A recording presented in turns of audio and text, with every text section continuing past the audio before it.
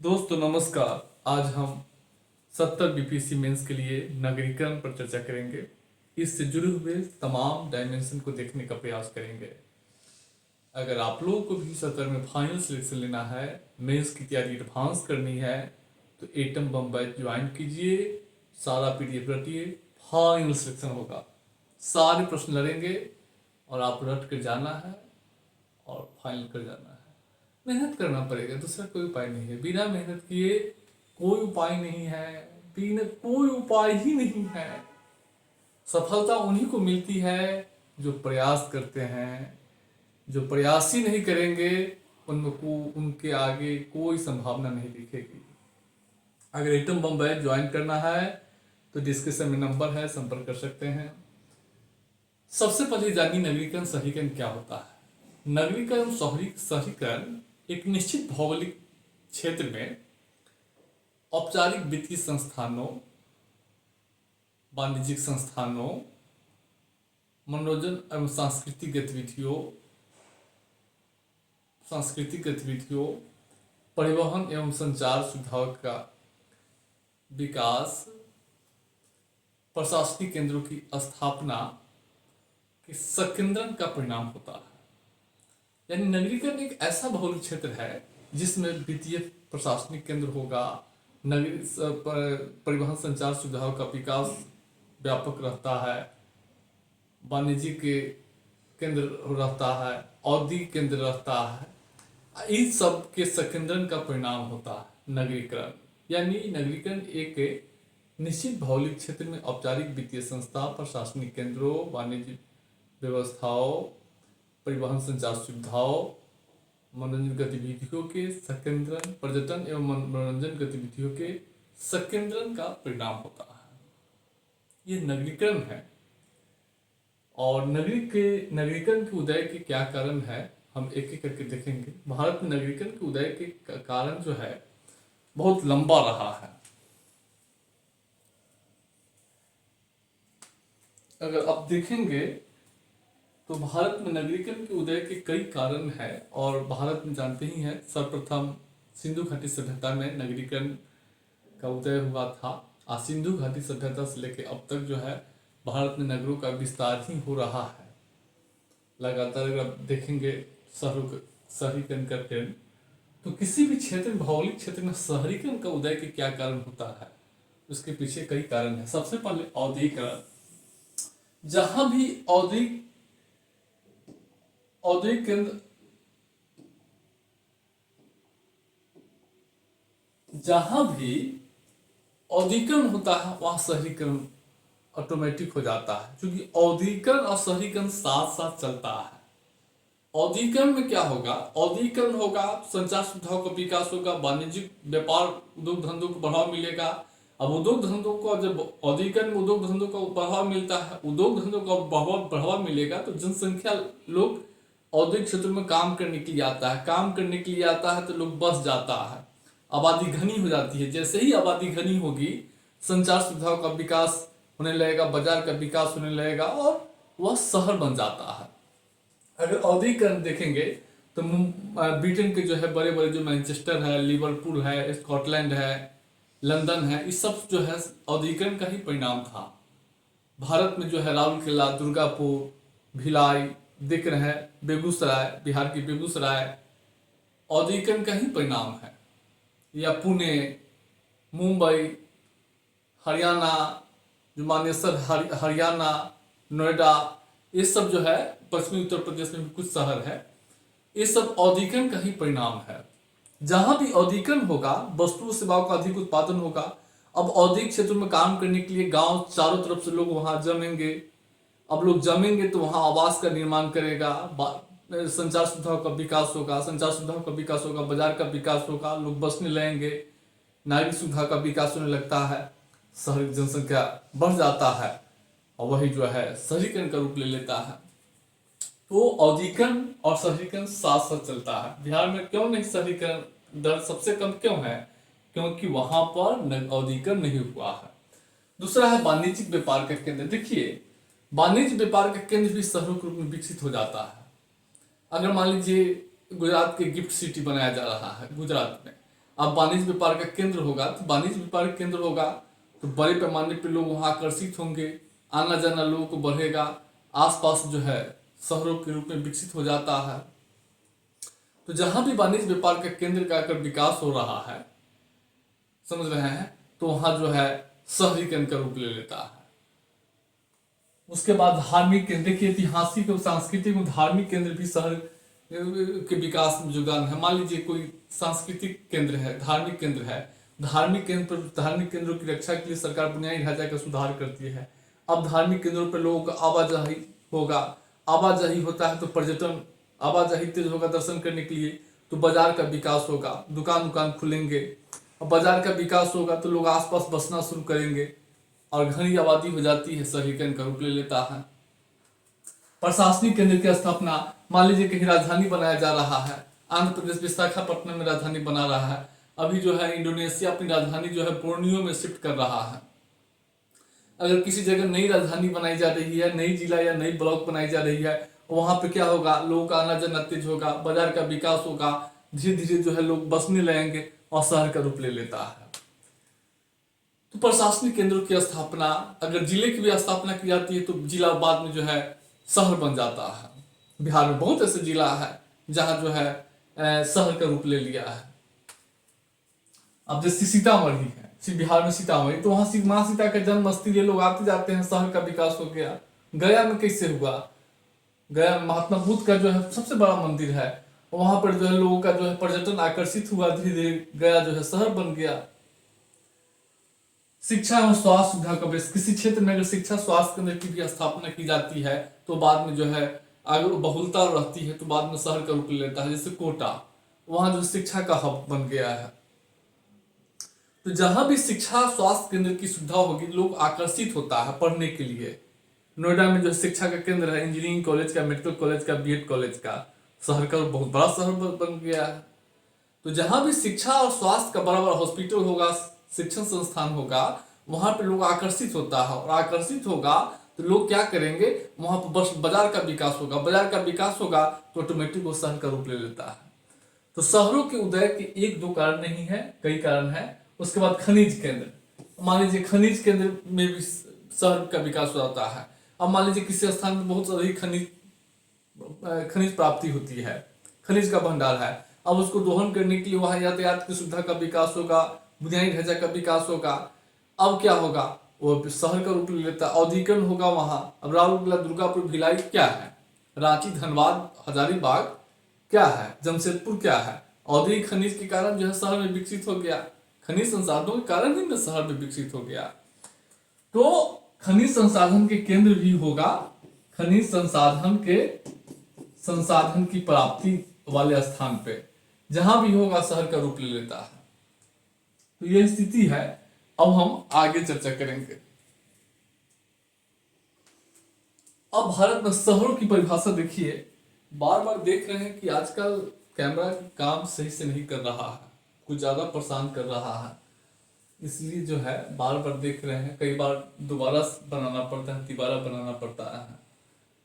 तो भारत में शहरों की परिभाषा, अब देखिए भारत में शहर के दो परिभाषा है। भारत में शहर के दो प्रकार है, एक वैधानिक शहर, स्टेटरी टाउन्स जो है, एक सेंसस जनगणना शहर, सेंसस शहर। तो स्टेटरी टाउन जो है, वैधानिक शहर जो है, उस शहर को कहा जाता है जहां नगर पालिका हो, नोटिफाइड एरिया हो, छावनी बोर्ड हो। अगर कहीं नगर पालिका हो, छावनी बोर्ड हो, नोटिफाइड एरिया हो, कानून के द्वारा अगर नोटिफाइड एरिया किया जाता है, जैसे बिहार सरकार नगर पालिका अधिनियम के द्वारा किसी क्षेत्र को नगर निगम का, नगर पंचायत का दर्जा देती है, तो वह शहर हो जाता है वैधानिक शहर। बिहार में नगर पंचायत अभी हाल ही में 111 नया नगर पंचायत बनाया गया है, 9 नया नगर परिषद बनाया गया है। तो अगर कानून के द्वारा किसी क्षेत्र को शहर, नगर पालिका, नगर पंचायत, नगर निगम घोषित कर दिया जाता है तो वह वैधानिक शहर होता है। दूसरा सेंसस शहर, यह शहर क्या होता है कि वैसे क्षेत्र को सेंसस शहर कहा जाता है जहां कम से कम 5000 जनसंख्या उस क्षेत्र की, भौगोलिक क्षेत्र की, साथ ही साथ उस भौगोलिक क्षेत्र में काम करने वाले 75% लोगों का व्यवसाय गैर कृषि हो, और साथ ही साथ वहां जनघनत्व जो है 400 प्रति व्यक्ति 400 व्यक्ति प्रति वर्ग किलोमीटर को। अगर इस जनगणना के आधार पर देखेंगे, खाली गैर कृषि वाला क्षेत्र हटा दीजिएगा तो बिहार पूरा शहरे है। 75% गैर कृषि आबादी वाला मापदंड को हटा दीजिएगा तो बिहार में तो 11 से 6 व्यक्ति प्रति वर्ग किलोमीटर रहता है, तो शहरे है। कहाँ नहीं 5-6 जनसंख्या बिहार में है। तो दो शहर की परिभाषा दो है, एक वैधानिक शहर है, 1971 की जनगणना में इसकी परिभाषित किया गया था और 1971 की जनगणना से ही अभी तक यह चली आ रही है।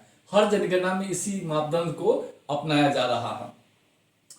तो वैधानिक शहर वैसा शहर है जहां नगरपालिका बोर्ड हो, नगरपालिका छावनी बोर्ड हो या नोटिफाइड एरिया हो।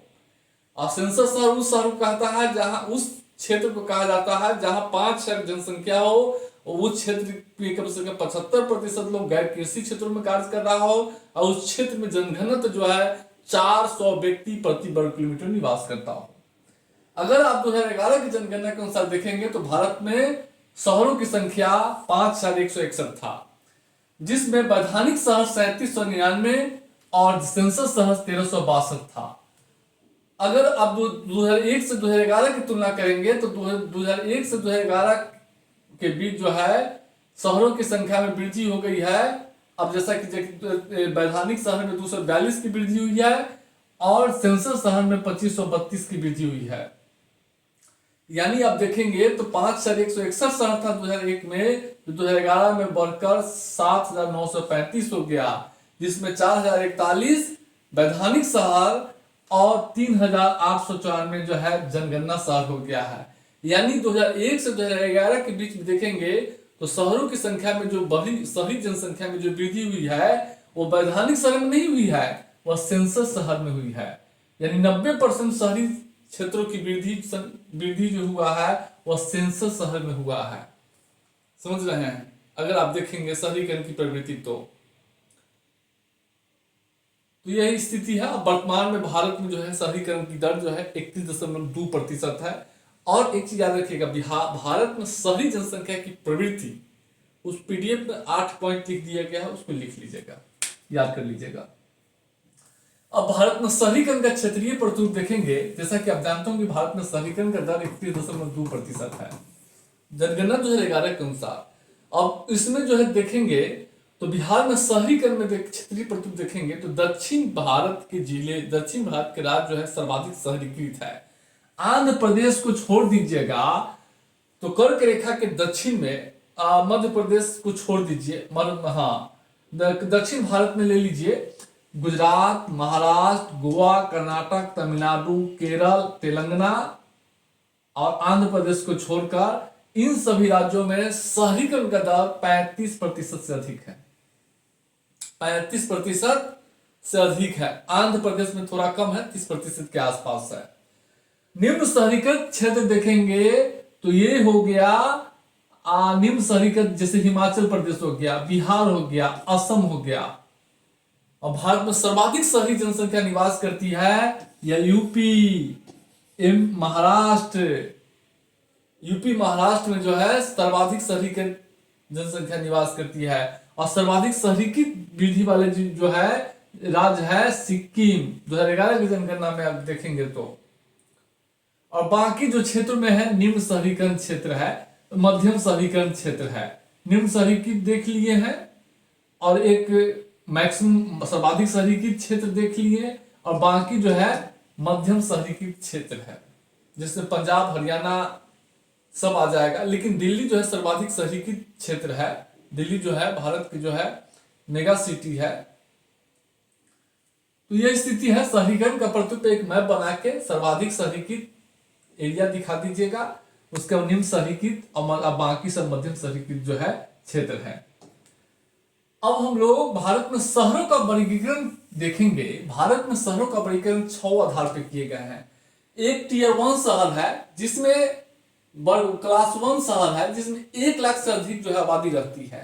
भारत में इस तरह के शहर 468 है और भारत की कुल शहरी जनसंख्या का 70% 1 लाख से अधिक आबादी वाले शहरों में निवास करती है। बिहार में 1 लाख से अधिक शहरी आबादी, 1 लाख से अधिक जनसंख्या वाला शहरों की संख्या 26 है, जिसमें बिहार की कुल शहरी आबादी का 57.5% निवास करती है। क्लास 2 में जो है 50,000 से 99,999 के बीच तक जो है जनसंख्या वाले शहरों को शामिल किया जाता है। इसमें बिहार में जो है 29 क्लास 2 के शहर है, जिसमें बिहार की कुल शहरी जनसंख्या का 15.61% 6% निवास करती है।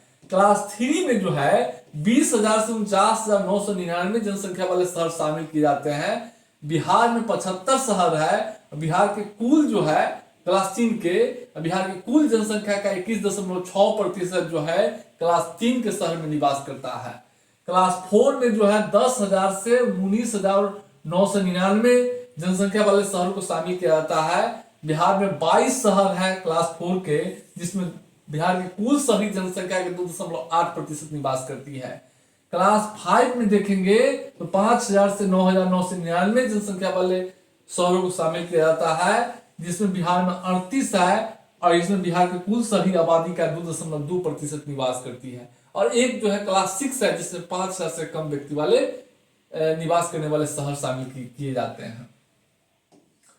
अब हम बिहार में शहरीकरण का जो है वितरण देखेंगे तो बिहार में सर्वाधिक शहरीकृत जो है जिले देखेंगे तो पटना यहाँ 43% शहरी आबादी है।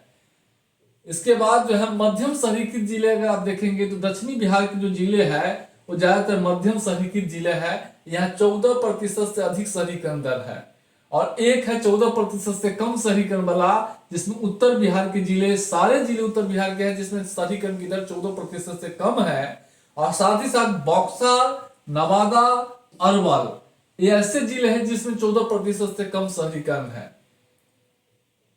औरंगाबाद भी इसमें शामिल है।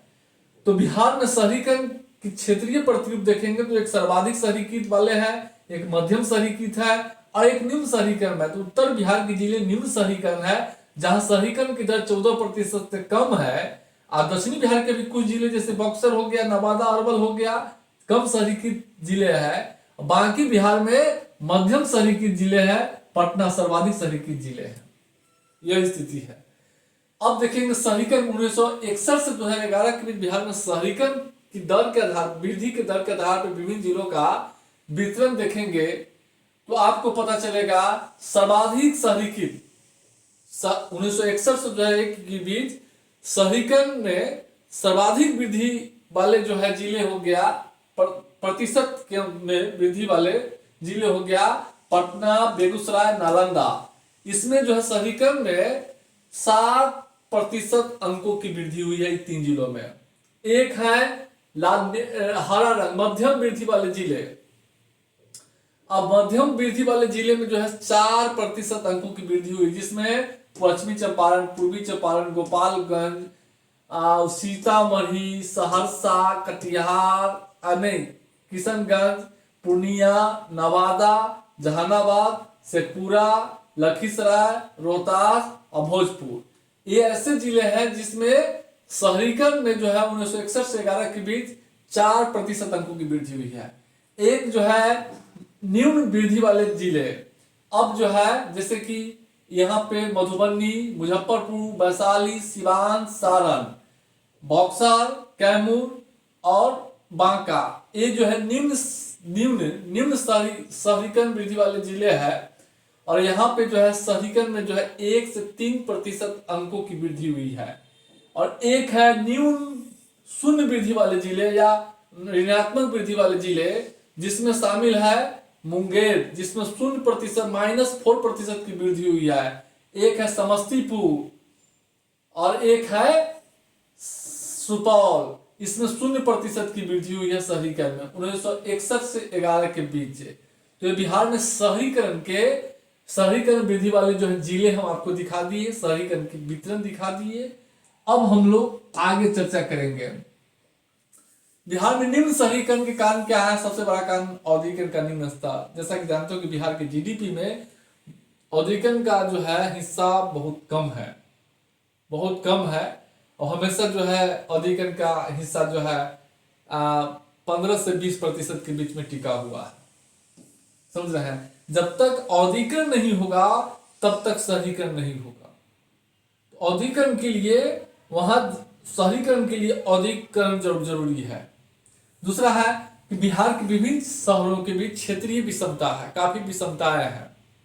तीसरा है शहरी विकास पर अपेक्षाकृत कम व्यय, चूंकि बिहार के पास संसाधन की कमी है इसलिए कम व्यय किया जाता है। जब तक शहरी बुनियादी ढांचा का विकास नहीं होगा, स्वच्छ पेयजल, गुणवत्तापूर्ण जीवन, पेयजल, आवास, भीड़ भाड़ की समाप्ति नहीं होगी, स्वच्छ पर्यावरण, तब तक शहरीकरण में कानून व्यवस्था, तब तक शहरीकरण में वृद्धि नहीं होगी। तो ये सब है अपर्याप्त बुनियादी ढांचा है। बिहार के शहरों में एक तो प्रदूषण है, भीड़ भाड़ है, आवास की कमी है, कानून व्यवस्था की चुनौती है, इसके कारण यहाँ कम विकास हुआ है। और कृषि प्रधान अर्थव्यवस्था, जैसा कि जानते हो कि बिहार के 50% लोग जो है अभी भी कृषि कार्यों पर निर्भर है।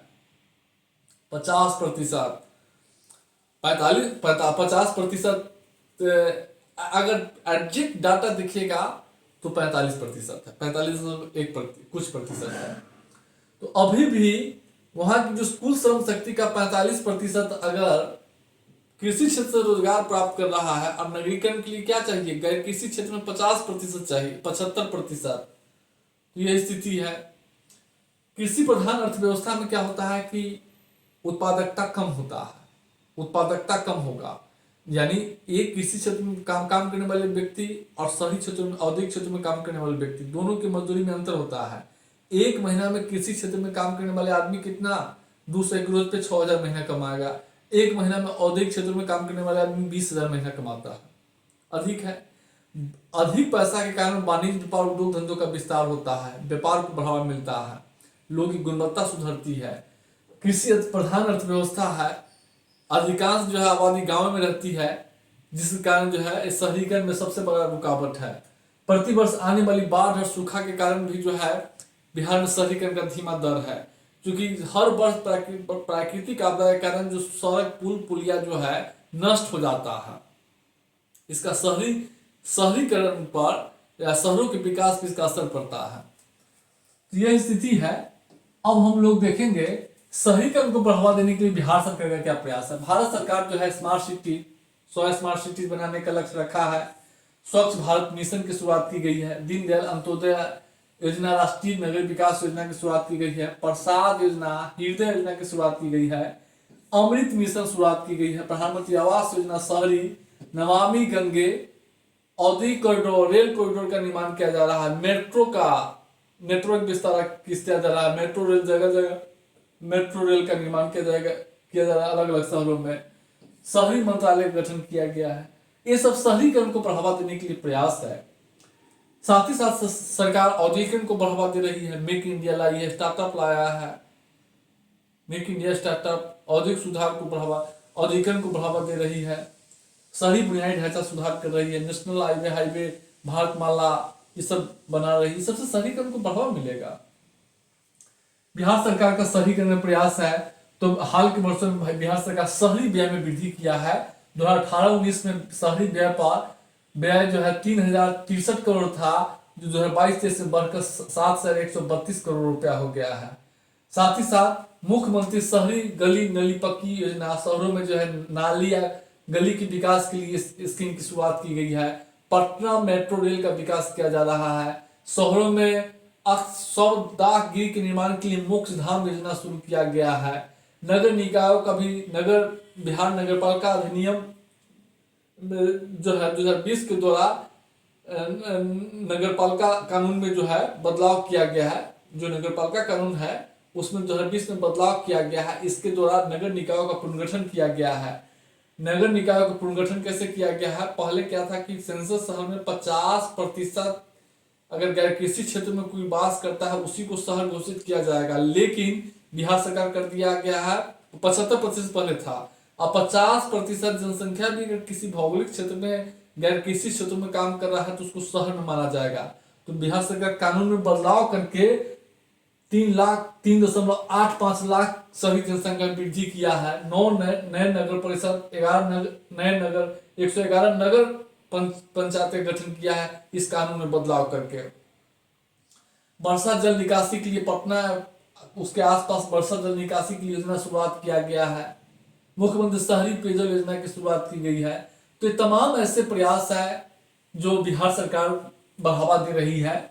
अब हम लोग देखेंगे शहरीकरण का महत्व। देखिए शहरीकरण का व्यापक महत्व है। सबसे पहले औद्योगिक विकास का इंजन। भारत में 31.2% जनसंख्या शहरों में निवास करती है 2011 की जनगणना के अनुसार। लेकिन उन 31.2% का भारत के जीडीपी में 30% योगदान है। यानी शहरों को आर्थिक विकास का इंजन का काम करता है। 2035 तक भारत की शहरी आबादी 43.2% हो जाएगी संयुक्त राष्ट्र के अकॉर्डिंग। लेकिन उसमें क्या होगा, भारत की जीडीपी में उसका योगदान 75% से अधिक हो जाएगा।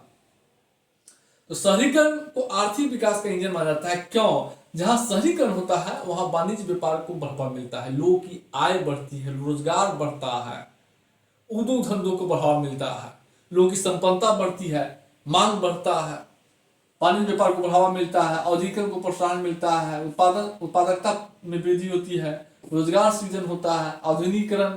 अब शहरी क्षेत्रों को आधुनिक विचारों का केंद्र माना जाता है। यहाँ खोज, नई नई आविष्कार होती है, खोज होती है, उत्पाद वस्तुओं की गुणवत्ता में सुधार होती है। उसके बाद जो है जहां शहरीकरण होगा वहां होटल परिवहन संचार का विकास होगा, रेस्टोरेंट खुलेगा, समझ रहे हैं, आईटी फर्म खुलेगा, ऑफिस खुलेगा, इस सबसे सेवा सर्विस उद्योग, स्वास्थ्य केंद्र, बड़े बड़े हॉस्पिटल स्थापित होंगे, विश्वविद्यालय कॉलेज स्थापित होंगे, कौशल विकास केंद्र स्थापित होंगे। इससे क्या होगा, सेवा उद्योग को बढ़ावा मिलेगा, पर्यटन का विकास होता है। शहरीकरण से लोग जो है, शहरों में रहने वाले लोग कोई ना कोई स्किल सीखते हैं, कोई इंजीनियरिंग कर लिया, कोई आईटीआई कर लिया, कोई फिटर कर लिया, कोई कंप्यूटर का कोर्स कर रहा है, तो कौशल विकास को बढ़ावा मिलता है।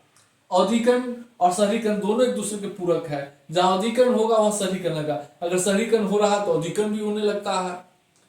वाणिज्य व्यापार को बढ़ावा मिलता है क्योंकि अधिक से अधिक लोग रहता है और वस्तुओं को जो है अधिक से अधिक क्रय करता है, इसलिए जो है वस्तु और सेवाओं की बिक्री भी अधिक होती है।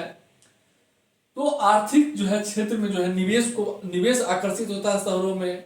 गांव में निवेश थोड़ी होगा, निवेश आकर्षित होता है, निवेश।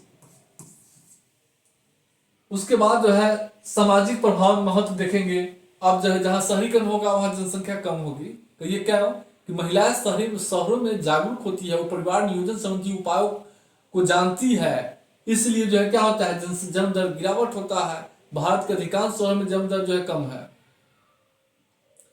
महिला स्वावलंबन होती है, महिला श्रम बाजार में शहरों में रहने वाली महिला ज्यादातर श्रम बाजार में काम करती है, इससे समय नहीं मिल पाता है, कम बच्चे रखना पसंद करती है, ये सब जन्म दर में गिरावट होती है।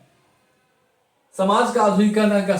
शहरों में क्या होता है, जात पात छुआछूत, ये जो ऊंच नीच की भावना दूर होती है शहरीकरण से।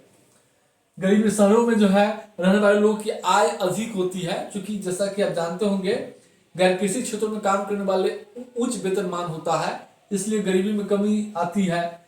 नारी सशक्तिकरण, महिलाओं में शिक्षा, स्वास्थ्य, उनकी जागरूकता बढ़ती है, आर्थिक स्वावलंबन बढ़ता है, महिला सशक्तिकरण को बढ़ावा मिलता है, स्वास्थ्य सुविधाओं का विकास होता है। जैसा कि जानते होंगे कि भारत के अधिकांश स्वास्थ्य केंद्र जो है शहरों में केंद्रित है, क्योंकि लोग शहरों में पसंद करते हैं, तो स्वास्थ्य सुविधाओं का विकास होता है, शिक्षा को बढ़ावा मिलता है, शहरीकरण से समाज का आधुनिकीकरण होता है। तो ये शहरीकरण में जो है का महत्व है।